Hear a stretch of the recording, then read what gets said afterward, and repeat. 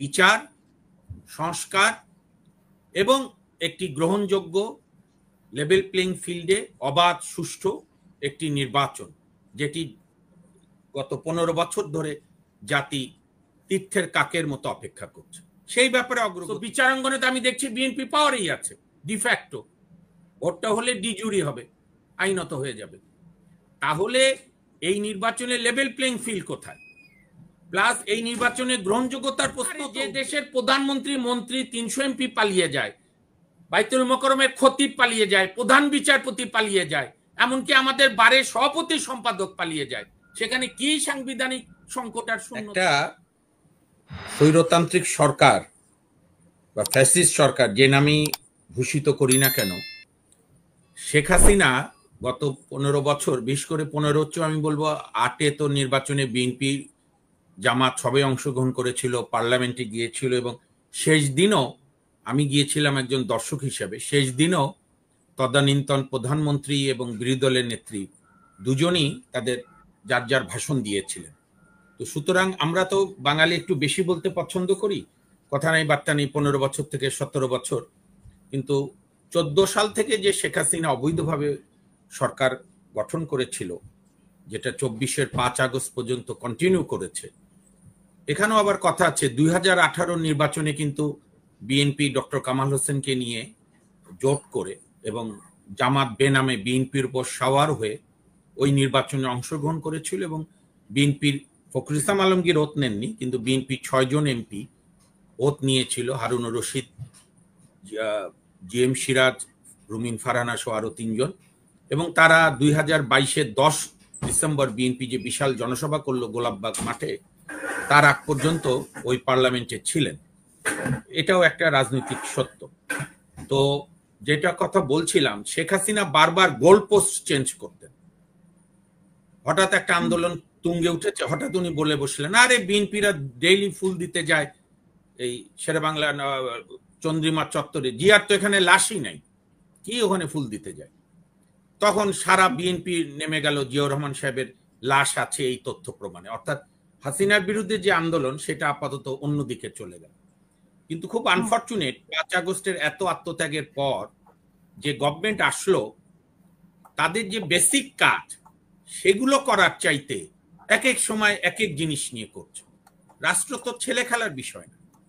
এই সরকারের 3টা মূল এজেন্ডা ছিল: ফ্যাসিবাদীদের বিচার, সংস্কার এবং একটি গ্রহণযোগ্য লেভেল প্লেইং ফিল্ডে অবাধ সুষ্ঠু একটি নির্বাচন, যেটি গত 15 বছর ধরে জাতি তীর্থের কাকের মতো অপেক্ষা করছে। সেই ব্যাপারে অগ্রগতি কোথায়?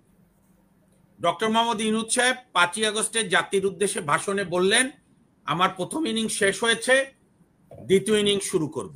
মালয়েশিয়া গিয়ে সিএনএ না কি নাম, সিঙ্গাপুর ভিত্তিক টেলিভিশনে বললেন, যদি সংস্কার না হয়, বিচার না হয়, এইভাবে প্রচলিত পদ্ধতিতে নির্বাচন হলো, তাহলে তো সব একই হলো। সরকারও তো স্থির থাকছে না, এবং এই সরকারের অধীনে নির্বাচন বলছে যে ফেব্রুয়ারিতেই নির্বাচন হবে, সেটা তো প্রত্যেক সরকারই বলে, কোন সরকার না বলে? আইয়ুব খানও বলতো, ইয়াহিয়া খানও বলতো। প্রশ্নটা তো সেইখানে না। নির্বাচন তো এই দিয়ে 12টা নির্বাচন হয়েছে বোধহয় এখন পর্যন্ত, তো নির্বাচন তো হয়েছেই, এবং আপনি এবারে নির্বাচন হবে ত্রয়োদশ নির্বাচন, এবং সাংবিধানিক ধারাবাহিকতা এত নির্মম। আমরা তখন ছাত্র আন্দোলনের কর্মী, আমার মনে আছে 91 নির্বাচনের পর বেগম জিয়ার নেতৃত্বাধীন বিএনপি, জামাত তো আলাদা তখন, যাই হোক, বিএনপি, জামাত, এদিকে শেখ হাসিনার নেতৃত্বাধীন 8 দল বা আওয়ামী লীগ, তারা একটা ঘোষণা করলো যে না, আমরা এরশাদের অধীনে কোনো স্পিকারের কাছ থেকে ওত নেব না। শামসুল হুদা চৌধুরী স্পিকার ছিল 88 নির্বাচনে, টিকলো না, ওই স্পিকারের কাছ থেকে ওত নিল। সাংবিধানিক ধারাবাহিকতা এত নিষ্ঠুর। এবার কি বলছে যে নতুন নির্বাচন, প্রথম নির্বাচন বাংলাদেশে, এবার বলছে ত্রয়োদশ নির্বাচন, অর্থাৎ দ্বাদশ নির্বাচনের পরে।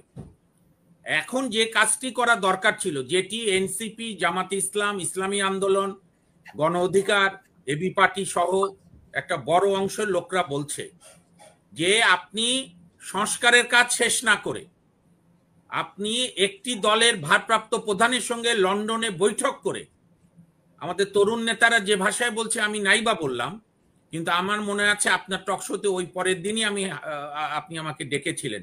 আমি বলেছিলাম এইভাবে একটি দলের প্রতি হেলে পড়া সুষ্ঠু নির্বাচনের পথে, আর সুষ্ঠু নির্বাচন হবে না, এককেন্দ্রিক নির্বাচন হবে। এবং ফেব্রুয়ারিতে ডেটের মধ্য দিয়ে ডক্টর মোহাম্মদ ইউনূস যে সিগন্যাল দিয়েছে প্রশাসনকে, পুলিশকে, যে বিএনপির সঙ্গে আমার কম্প্রোমাইজ হয়ে গেছে, আমি বিএনপির কাছে ক্ষমতা দিয়ে চলে যাব, যে কারণে আমাদের দালাল প্রশাসন, দালাল পুলিশ বিভাগ, ইভেন যারা কট্টর আওয়ামী লীগের ছিল, ব্লাড টেস্ট করে যাদের শেখ হাসিনা নিয়েছিল, তারা তো চাকরি বাঁচাবে, চাকরিজীবীদের তো একটা কালচার আছে, যখন তখন চেঞ্জ করে। আপনি জানেন এক অ্যাম্বাসেডর ছিল, মারা গেছে, আমি আর বলতে চাই না, আমার বাবার আবার বন্ধুও ছিল ইংলিশে ঢাকা ইউনিভার্সিটি। সে এরশাদের জন্য একটা মূর্তি বানিয়েছিল যখন ইউরোপের এক দেশের অ্যাম্বাসেডর ছিল, কিন্তু মূর্তিটা এরশাদের কাছে দিতে না দিতেই এরশাদ পদত্যাগ হয়ে গেছে জনতার দাবি। তারপর সে চেষ্টা করছিল ওই মূর্তিকে খালেদা জিয়ার মূর্তি বানাতে, আল্লাহ রহমতে আর বানাতে পারেনি, আর বেগম জিয়াও ওই ফাঁদে পড়েনি। এই তো আমাদের ব্যুরোক্র্যাটরা, উইথ ডিউ রেসপেক্ট, আমার বাবা ব্যুরোক্র্যাট ছিলেন বা আমার আত্মীয় স্বজনরাও আছে, তো পুলিশও তাই। এটা তো সুষ্ঠু নির্বাচনের পথে অন্তরায় এই সরকারই সৃষ্টি করছে।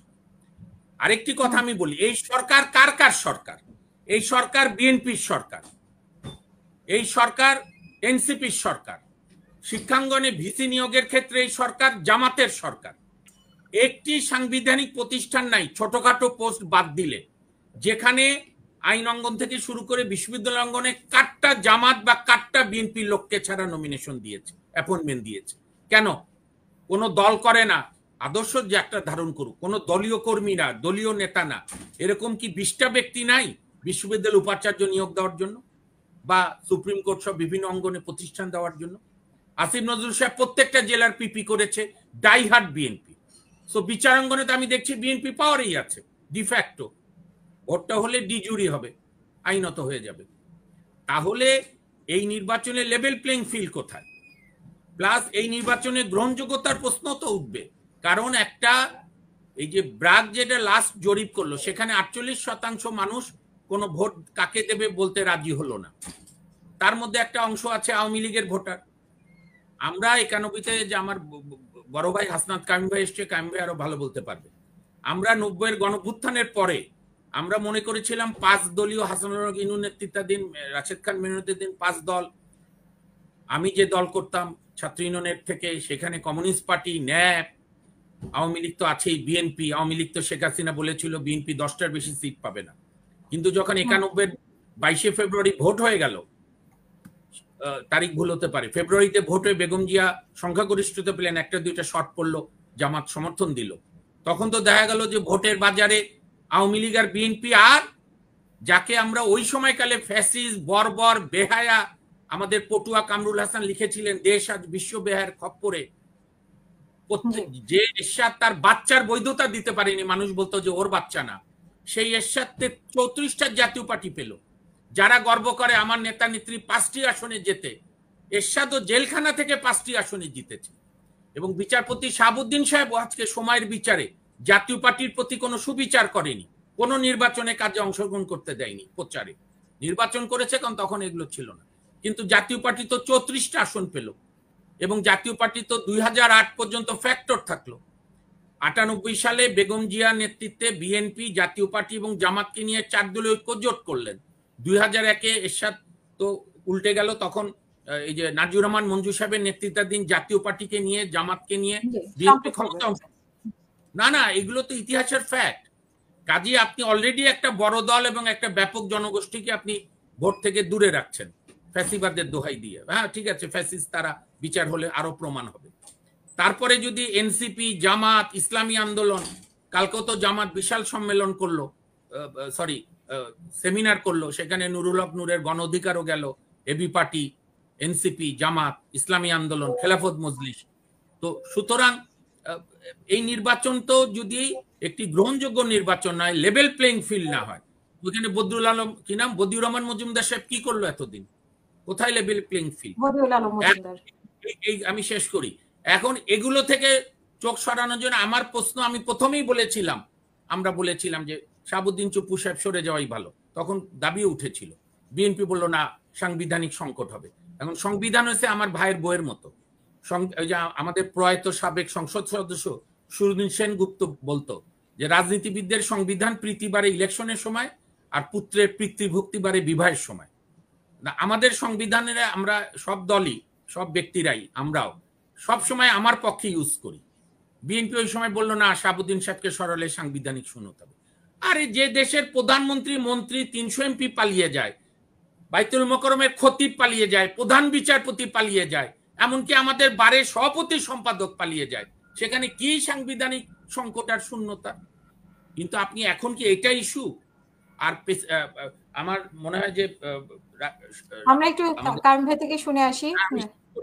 সাকিব ভাই হয়তো খেয়াল করতে পারেননি ব্যস্ততার মধ্যে, রাষ্ট্রপতি সরানোর ক্ষেত্রে অনুচ্ছেদ 106 কিচ্ছু করার নেই।